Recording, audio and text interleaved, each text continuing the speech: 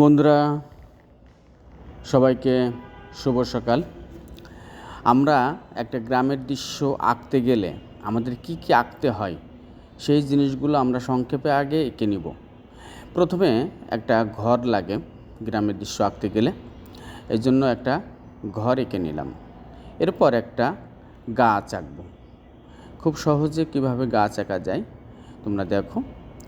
গাছটা এঁকে নেওয়ার পর আমরা এরপর আঁকব যে ঘরের পাশে যে খড় থাকে সেই খড়টা এঁকে নিলাম।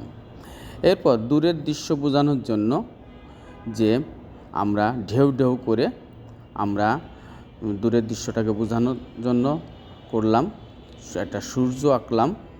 তারপর একটা গাছ, দূরের গাছ, তাল গাছ বা নারকেল গাছ এরকম এঁকে নিলাম। তারপর বাড়ির সামনে একটা নৌকা থাকে, এই জন্য আমরা একটা নৌকাও এঁকে নিলাম। নৌকাটা আঁকার পর এবার আমরা পাড়, নদীর পাড় বা বাড়ির সামনে যে পুকুরের পাড় থাকে সেইটা আমরা এঁকে নিলাম। এঁকে নেওয়ার পর এইবার দেখো যে আমরা দূরের দৃশ্যে আমরা কয়টা জিনিস করলাম, সেইগুলো মোটামুটি 7-8টা জিনিস আমরা এঁকে নিয়েছি।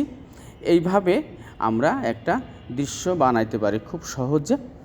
সেই দৃশ্যগুলো চমৎকার হবে তোমরা যদি এই ছোটো থেকেই, শুরু থেকেই এই জিনিসগুলো শিখে নাও, তাহলে যে কোনো দৃশ্য তোমরা আঁকতে পারবে।